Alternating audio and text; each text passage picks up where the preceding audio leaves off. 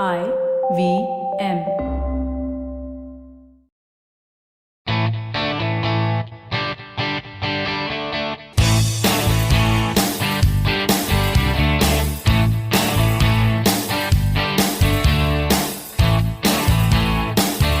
Hello and welcome to a brand new episode of the Musafir Stories, India's very own travel podcast, where each week we share the journey of travelers in their own words and relive their experiences with you, our listeners. I am Faiza with my co-host Saif, and today we have with us Anusha from the blog The Small Town Blogger. Anusha started off blogging to bring out her creativity, which she felt was not being utilized to the fullest. She started off this adventure in August 2015, and since then, there has been no looking back. Through her blog, Anusha aims to spread her never-ending love for food, fashion, and travel. Her blog speaks about fashion, beauty, lifestyle, DIYs, and she does really good product reviews, which you guys have to go ahead and read. Anusha believes that her blog is a reflection of her personal lifestyle, and she has a penchant to share this with a broader audience. So with that introduction, I'd like to welcome Anusha Kay, who likes to call herself the small town blogger. Anusha, welcome to the Musafir Stories. Thanks so much for being a part of our show. Thank you for having me. It's great to be here. Oh, believe us, the pleasure is all ours. Hi, Anusha.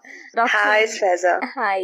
The introduction that I have given about you is very concise and small. Why don't you tell our listeners a little about yourself and about the small town blogger? As well, Surely. As well, we would love to know when the travel bug bit you, so please tell us more.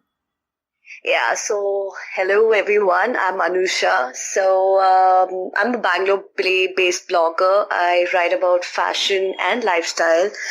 And if I start about my background, I'm born and brought up in a small town called Durgapur in West Bengal. Wow. So that's how I got the name the small town blogger. So since I'm Bangalore-based, people keep asking me why the small town blogger, because Bangalore is not small town. So This is a brief intro to that, the small town blogger. So the fashion and lifestyle thing happened in 2015. Okay. And it's been almost like 2 years now that I've been doing that, and I'm loving every bit of it. That's amazing. And yeah, so when it comes to traveling, not specifically exactly a time or something, because when I was in college, my dad would not let me go, to trips and everything. So once I started earning and working, that's when I started traveling with my friends, and that's how I realized that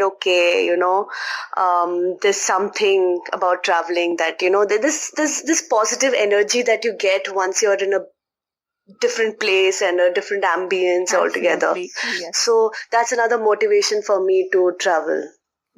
Absolutely. So that's it. Yeah. So Anusha, we have a little tradition at the Musafir Stories that each week what we do is we speak to our fellow travelers, travel guests, and we request them to take us on a journey to a new place. So with that in mind, where are you taking our listeners today?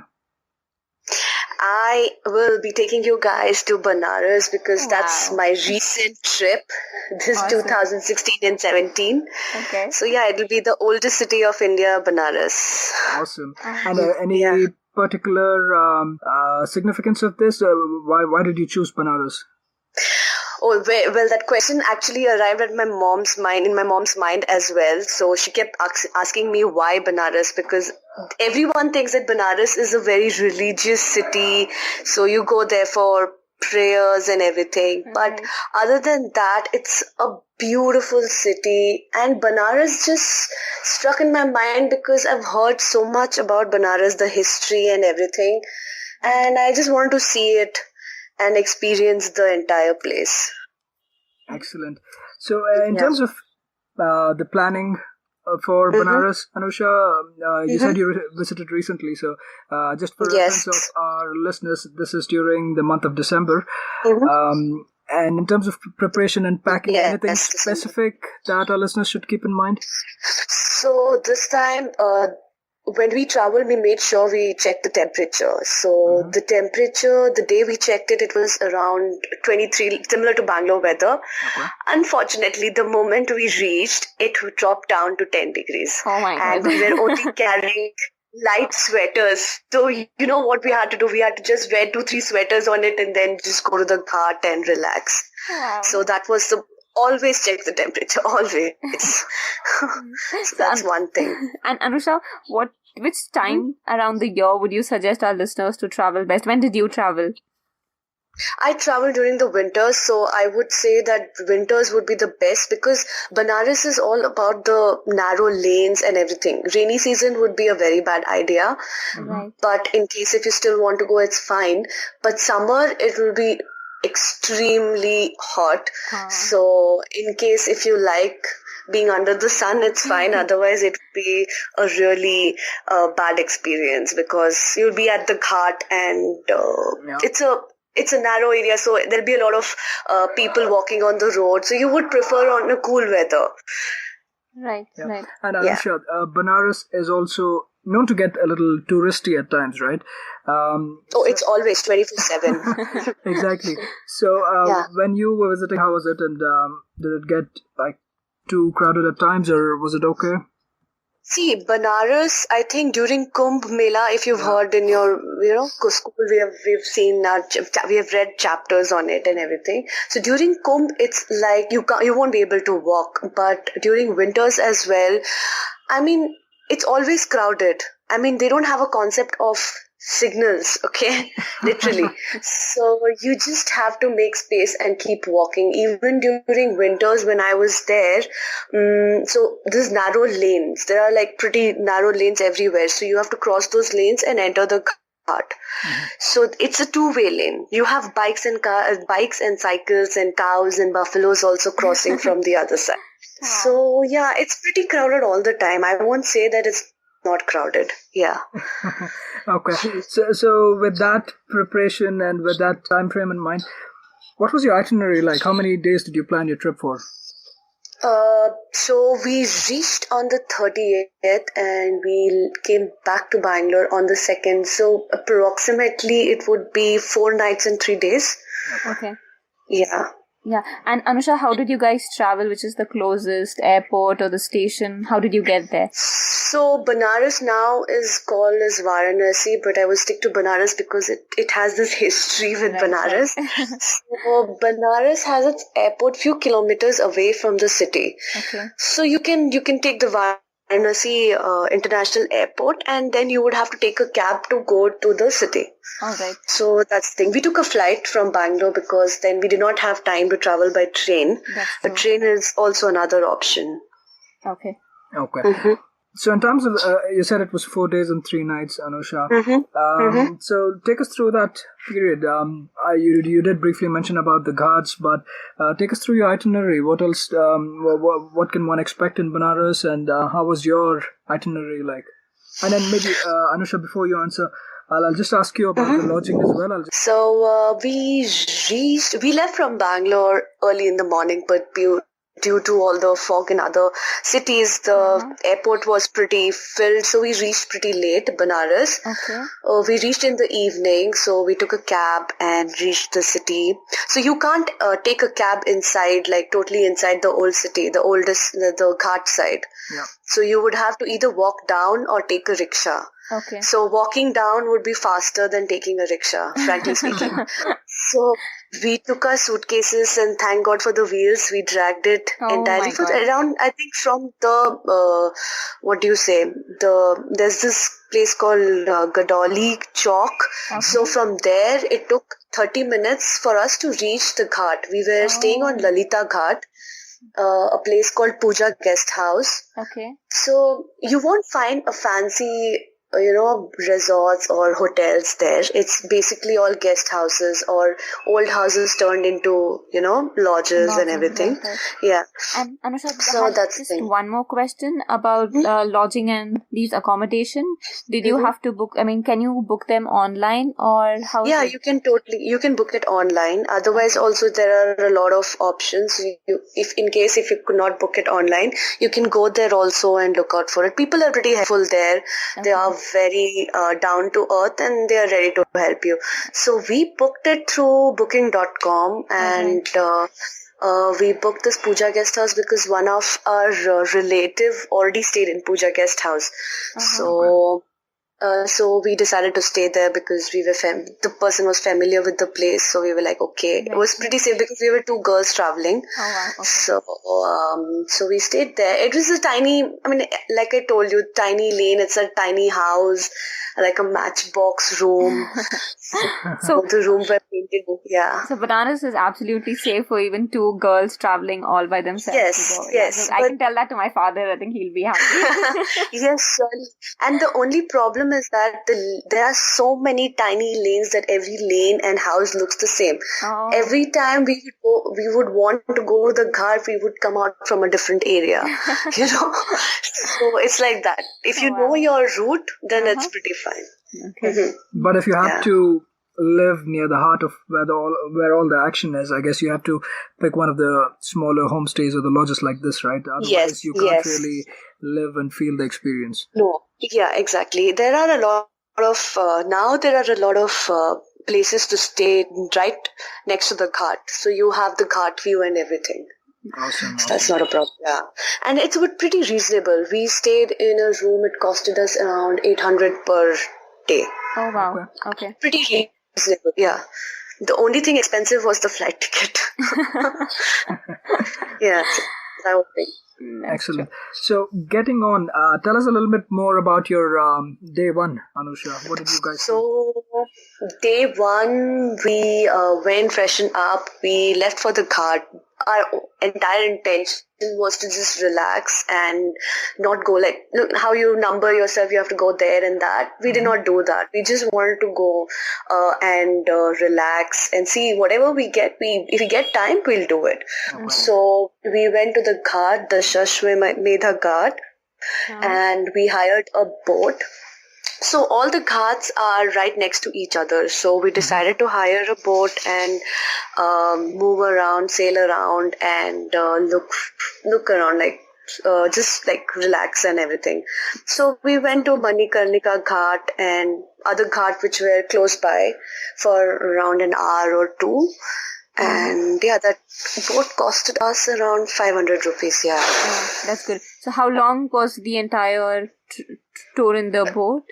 The first day we took it for around 30 minutes, but we extended it to 45, asking him stories about the old city and everything. Oh, that's like a personal guide. Yeah, guide. Yeah. Actually, you can hire a boat and have, all the Manjhis, they call Manjhi. Okay. So they are all, they've lived there for long and they know most of the stories from their great-grandfathers and parents and everything. Right. So it's very interesting to meet them and talk to them and, might be mythological, but it's interesting. That's cool. Some might believe in it, some might not, but storytelling is always good. Yeah. It just takes you to a different land altogether. Yes, totally. Yeah. And then you keep thinking, okay, all right, yeah. So that's the thing. So there was this story about a temple there which was half under the ghat. So only the dome of it would be visible and it's about to fall, the temple. So there was this king who was pretty famous. I'm not really sure about the name. I'm really sorry about that. But so he went to his mother one day and he told her that, listen, I'm now successful in life and I think I've done what I have to do. I've finished my son's job, whatever was related. And the mother was really upset because she's the one who's, taken care of the son and whatever he is, he's because of the mother. So mother was like, okay, since you said that, as a gift, you should build me a temple on the ghat. Okay. So he makes the temple and he comes back and he's like, okay, I'm done now. And now I think you should be happy to know that I've made a temple on your name on the ghat. And so I think my pap and everything is cleared. Right. So the mother he had that pride in him that made him do all that. Okay, so the mother was like, make sure that the temple does not fall, because if it falls, then your job is not yet done. And actually the temple fell. Wow. So it's half in the ghat and half outside. So that's one of the stories one of the Maanjhi told us. That's interesting. And in terms of language, Anusha, I know I'm assuming Hindi might get you around well, but if there's some tourists from outside, is there that facility for them to hire guides? Yeah, outside, as in, are you talking about out of India, abroad? Yeah, or even people who cannot speak. Don't know Hindi. Yeah. I think Hindi would be the most known language there. I have not experienced English, yes, to some extent. Broken English, yes. But Hindi would be like 100% yes to Banaras. Okay. Otherwise, there are international guides as well who have studied languages and so they are also there. They're also available. There are a lot of people who know French, German, Spanish and everything. Awesome. So that was Dashashvamedh ghat and Manikarnika ghat, you said, right? On day one? Manikarnika ghat is the burning ghat. Okay. So that's where the cremation happens. So that's it. So you spent half a day? So it was pretty interesting actually to see. It was a cultural shock. Sorry? No, I was just asking you how long you spent at these two places. So we went there every day. So this ghat is like, so it's like a round. So you go from Dashashvamedh, go to Lalitha and then Manikarnika. There's Harishchandra Ghat and Manikarnika Ghat, which is like the two cremation grounds of Banaras.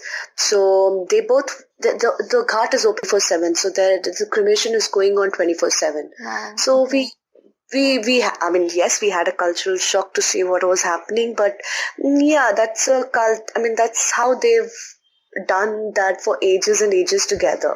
Right. So we looked at it for like 5 minutes, not more than that, and then just sailed back to Dashashvamedh ghat.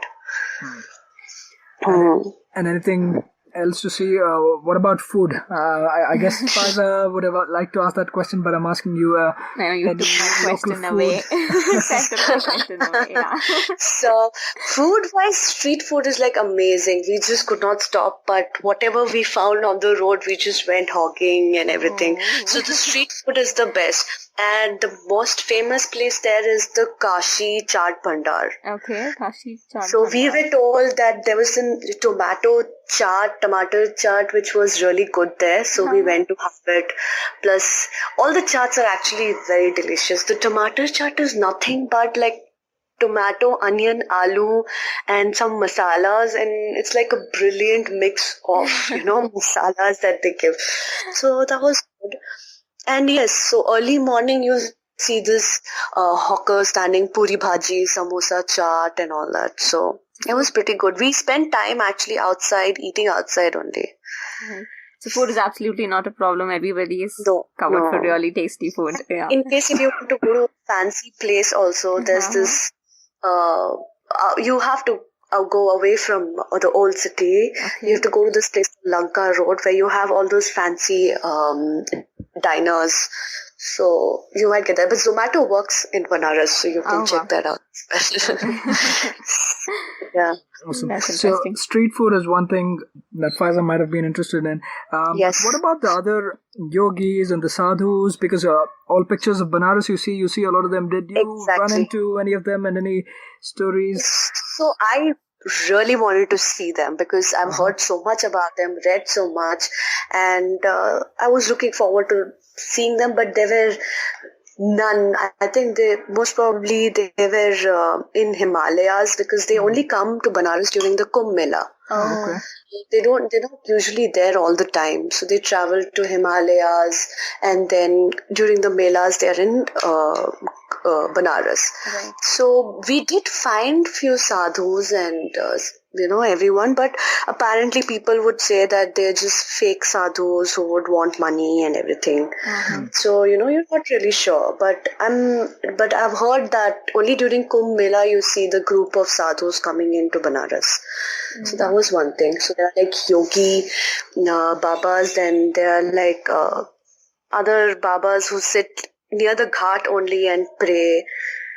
So yeah, I missed out on that for sure. Okay. Maybe next time you go there during the Kumbh Mela and you get to it's happening experience a whole new Banaras, right? March or April, I guess, is the Kumbh Mela. Yeah. And what about in terms of shopping, Anusha? Shopping?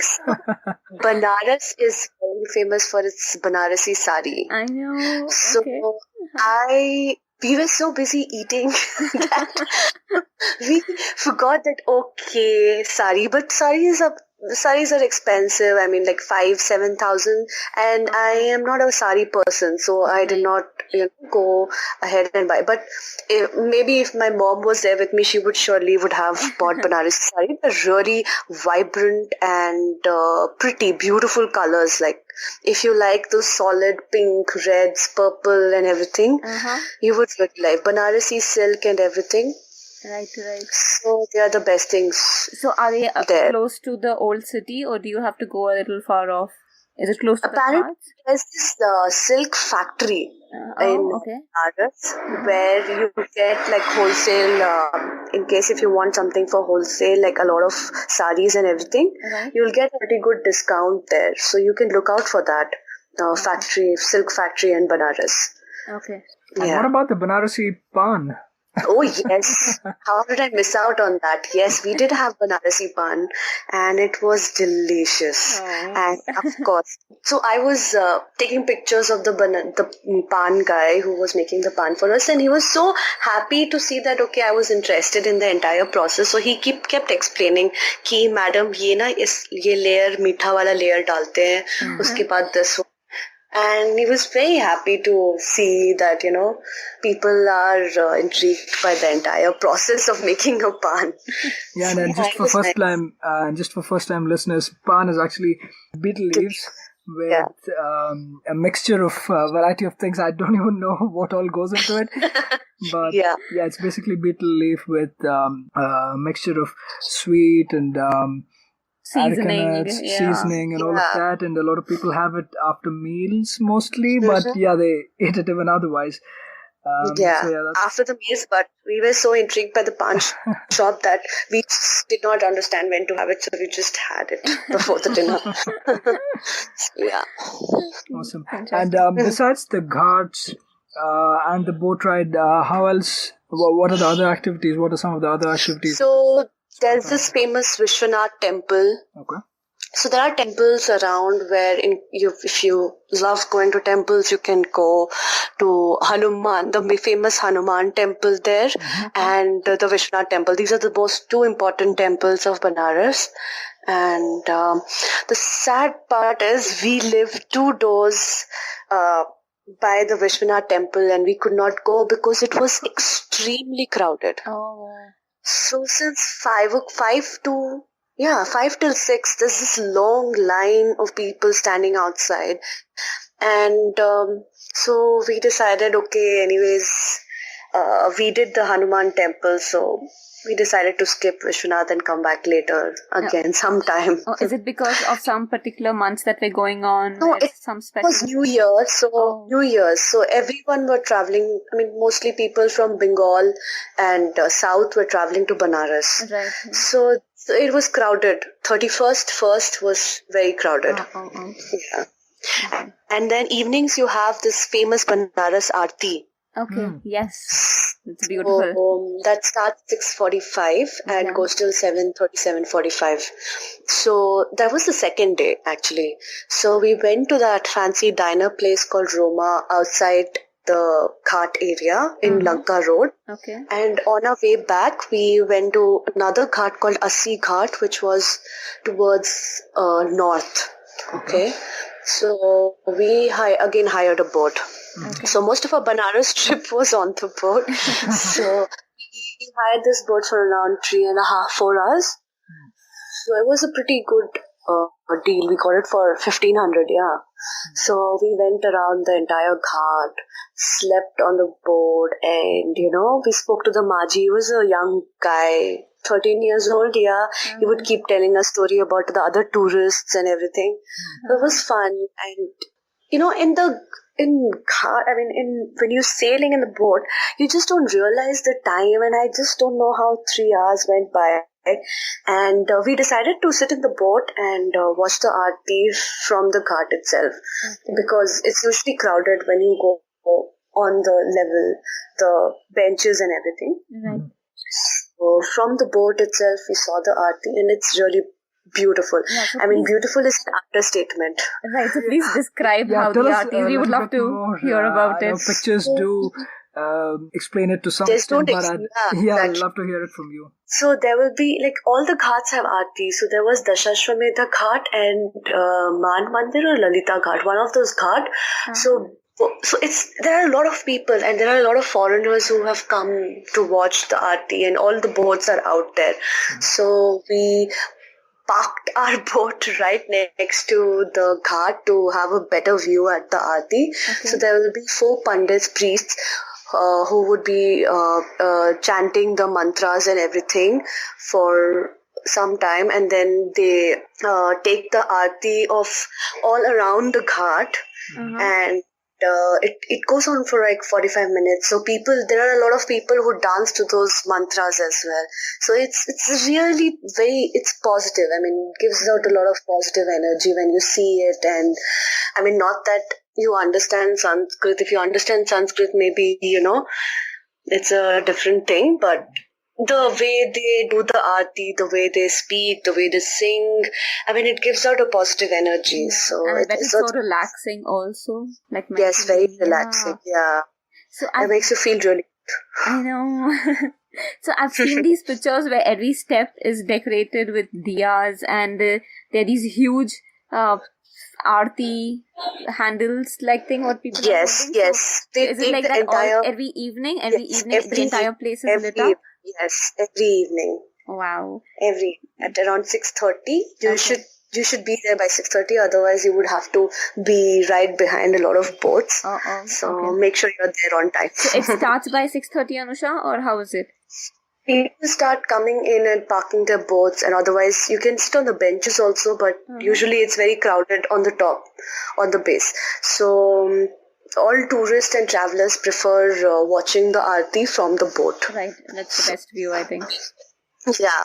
And it's pretty. You're sitting in the boat and watching the aarti, rejuvenating. Amazing. Yeah. Awesome. I have one more question, Anusha. So to get to these boats, you would just go at the ghat and you will find a number there would be a number across?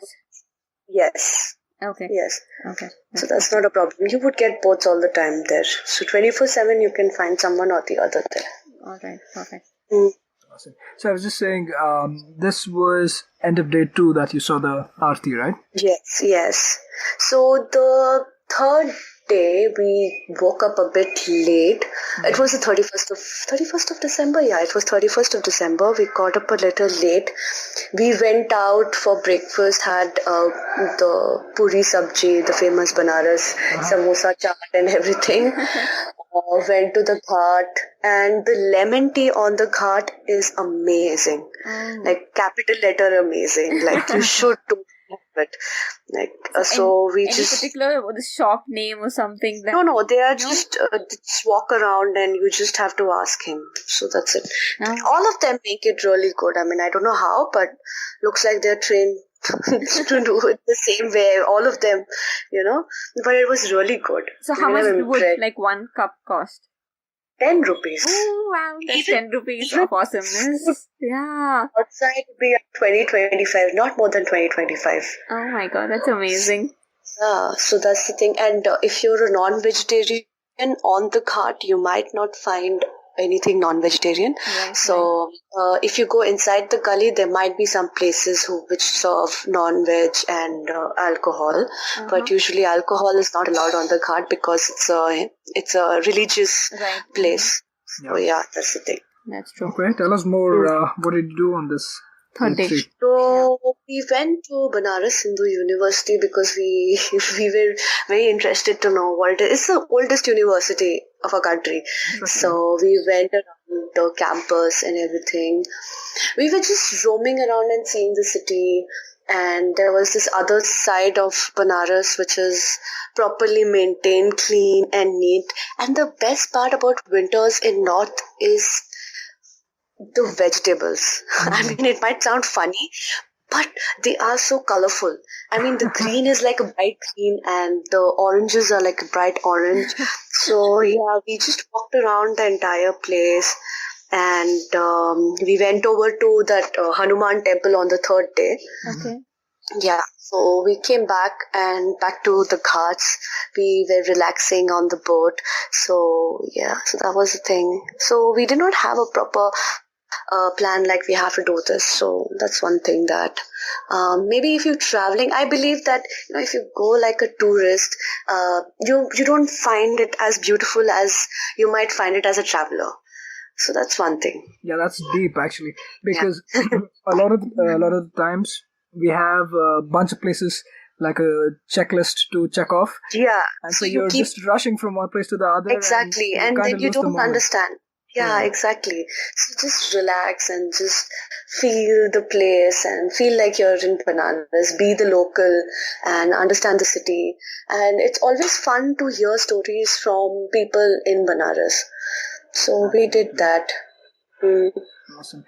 So that was the third day. And on the 31st night, we didn't know what to do, where to go, because... Probably one of a kind, right? Yeah. So then our guest house had a party on our terrace, on the terrace top. So we decided to go there. They had a ghazal night kind of evening. Nice. So we sat there. You can carry your own alcohol if you want. So it was pretty cold that night. It was like 6 degrees, 6 degrees. And I couldn't see the person who was standing next to me. It is metaphorical, not literary. But yeah, it was very foggy. And so we spent a lot of time there. There were locals, a lot of locals who had come down to the guest house and they were partying. So after 12, it was literally DJ night and jalebi vibe being played by the DJ. So it was a pretty different and an interesting New Year that we had. That's interesting. Anusha, just one question is a little off the beat at the moment. You earlier mentioned about the different stories that you got to hear from the people of Banaras. One story you did mention is about the temple that was halfway in the ghat. Yes. Which are the other stories that you heard and a story that left an impression in your mind? So this was about Manikarnika Ghat. Okay, so people know that it's a cremation ground. So there's a story behind why it's a cremation ground. Okay. So there's this Maanjhi who told me that there's Vishnu Bhagwan who comes every day, takes bath and again leaves. Okay. And I had a question mark. How do you know that there's Vishnu Bhagwan who's come to the temple and he prays and then he leaves? I mean, is there like a mark, or does he ring the bell and no one is there? How is it, like a activity or some kind of activity? So then I got to know that ages ago Vishnu Bhagwan was praying on Manikarnika Ghat, and while he was praying, he would do all his dutiful prayers and chantings and everything, and Shiv Bhagwan would sit and watch him pray. Okay. So while he was watching, he lost his hearing apparently in the ghat, which he could not find, and he got really angry. So his wife, I wouldn't say, Parvati, so she decided to calm him and tell him that, she threw her earring into the ghat and told him that I think it's in the ghat, Manikarnika Ghat, so you look for it and let me know. And Shiv Bhagwan had this habit of roaming from one place to another like a Musafir, okay? She didn't want him to leave again and go out. So that was another trick for her to keep him at the ghat. So they say that when a body is cremated in Manikarnika Ghat, it's like Shiv Bhagwan is asking his disciple to go and look for the earring. So that's the story behind the cremation ground, which is pretty interesting. That's and cool. So that's one of them. Wow. And so there are a lot of Bengalis in Banaras, so we were very interested to know. So there was my mom's friend also lives in Banaras, so we went to meet him, and so he told us that there was this time when Sati was very prominent. People believed in Sati, Right. So after something like this would happen, and Vidwas and all the ladies, they would travel to Banaras. So in Banaras you will find a lot of these ashrams where there are single ladies or unmarried ladies or widows who live there. So it's been happening since maybe 100 years, maybe more than that. So that's how people from different places have come to Banaras, because they say that when you come to Banaras you feel peaceful and it's like a God's place. That's how there are a lot of Bengalis, there are a lot of South Indians in Banaras. And it's surprising, I mean, I didn't know that I would be able to find any South Indians in Banaras, but there are a lot of them. And it's interesting to know how history is connected to every and each thing. So that was one of them. Excellent. So as we inch closer towards the last day, any other experiences or any other places that you might want to share, Anusha? Okay, so the last day we decided to just walk from ghat to ghat, and the best part about the walls of Banaras are the graffiti and the artwork. You will be so amazed by the art and everything there on the wall that I couldn't stop but take pictures of them, of course. But that's one of the beautiful paintings that I've ever seen. And another thing is that we kept walking and people would ask us, do you want to be high and everything? So that's one part of Banaras, which is the infamous which part, is right? avoided. So it's kept. So if you want to be careful that way. So you might just find some people like that on the carts. So that's one thing. Oh, and another thing, important thing. If you have to head back to the airport, please leave 3 hours before, okay? Because you just don't know when you might just get your cab, because there's so much of traffic and people walk on the road, literally on the road, okay? Since I told you there are no signals in Banaras. So they walk on the road. So we were about to miss our flight, and we were 3 hours before the departure, and we were about to miss, but thankfully the flight got delayed and we could reach the airport. Be careful about the time duration and everything. I remember you suggested that you have to walk from a particular point to your guest house, so you have to walk back from your guest house to that point to get a cab? Exactly. Same. Oh my God. So Ola does work there. So Ola is one thing, but other rickshaws and all also go to the airport. Okay. So I think even you shouldn't shop a lot, because you would have heavy bags to take them back. Yes. I know. But it's a very casual place, so you can wear whatever you want. I mean, people do look back at you because it's a very down to earth and it's a small, I won't say town because it's actually a city, but the old city part is like a very small village with small houses and everything. Right. So that way, clothes wise, I think a casual wear would do, but not very fancy clothes like what you would wear in Goa or something like that. Right. Makes sense. Yeah. You just have to keep in mind that you start at least 3 hours early, right? As long as you do that, you're fine. Yes, you're fine. Because 25 kilometer for them is for me, from my place to Bangalore airport would be 45 kilometers, and it would take me around 1 hour. Yeah. So from the Varanasi airport to Banaras city was 25 kilometer, and it took me 2 hours. So the traffic. Now you can calculate the traffic and everything. So that's how it is. That's true. Awesome. So Anusha, as I was saying earlier, it seems to me that it's been a really relaxing and as well as an enriching trip to you. And totally. What better that having this on the New Year's Eve and into the New Year. So yes, hopefully your rest of the year also is hoping these lines. So if I had to ask you one memorable moment from this whole journey, whole trip to Banaras, what would it be, Anusha? My best part of Banaras was sailing in the ghat on the boat. That was the best. I mean, you're just under the sky. There's no traffic. There's no people. There's no one around you, and you can just relax. And there are a lot of things that you look at the place around you, and you just keep thinking and make stories in your head.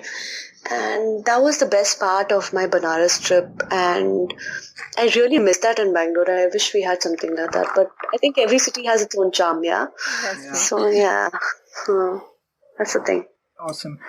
Anusha, before we wind this up, any new projects that you working on that you'd like to share, or any future travel that's coming up that you'd like to share? I know you're just back from a trip. Yeah, we are planning a Himachal trek, so I'm still in the initial stage, so let's see. I have to figure out when we can do that and how we could work things out. But yeah, Himachal is the next for sure. Awesome. So Anusha, thank you so much for taking us on this enticing journey through the streets Thank of Banaras. you so much. Yeah. And, all the beautiful boat rides as well as the Aarti and the beautiful ghats. Thank you so much for that. Thank you for having me. Thank you so much, Anusha. That was yet another great episode of the Musafir Stories. If you guys like the show, please subscribe to us on iTunes, SoundCloud, Stitcher, Pocket Radio, or any other podcasting app that's available on iOS or Android. You could also follow us on Facebook, Twitter, and Instagram. We go by the handle The Musafir Stories. Or, if it suits you, you could email us at themusafirstories@gmail.com and visit our website www.themusafirstories.com for more information. All of these links will be made available in the show notes section of the podcast. So here's to more traveling, sharing, and inspiring. Stay tuned for our next episode. Until then, happy travels and goodbye.